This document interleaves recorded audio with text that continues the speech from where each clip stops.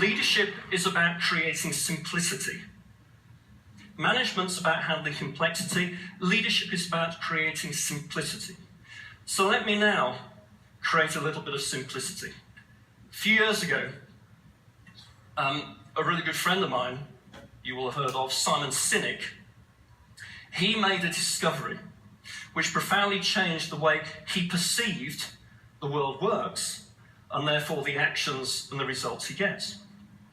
It turns out that all of these people, whether actually we're talking about Jasmine, the waitress, or we're talking about Apple as a company, or Richard Branson, or Anita Roddick, it turns out that all these people think, act, and communicate in exactly the same way.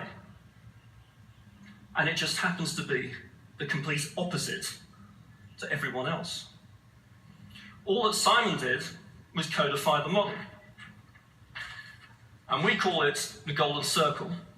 It's probably the world's simplest model.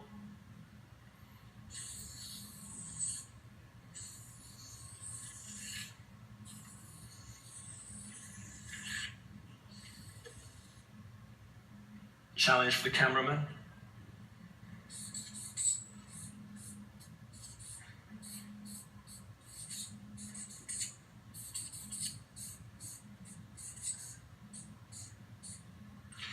This little idea explains why some people, some organizations can attract so many followers over a long period of time when others simply can't.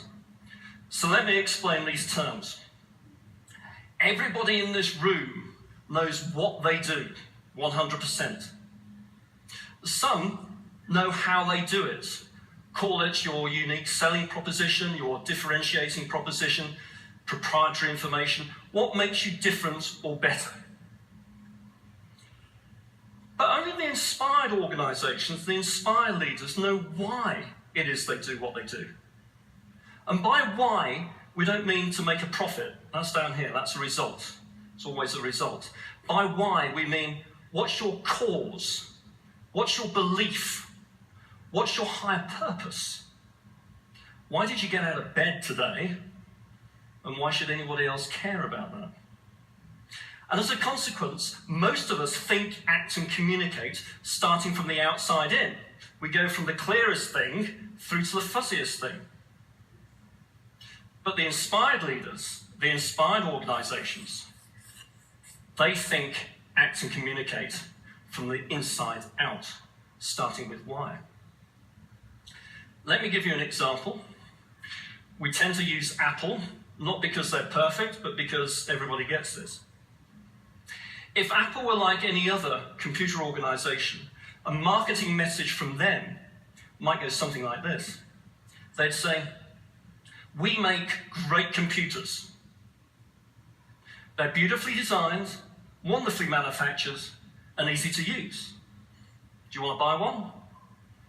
And yeah, maybe, yeah. And that's how most marketing, most branding messages are done. You know, we say what it is, the product or service we have to offer, and then we tell people what makes it different or better. You know, here's our new television.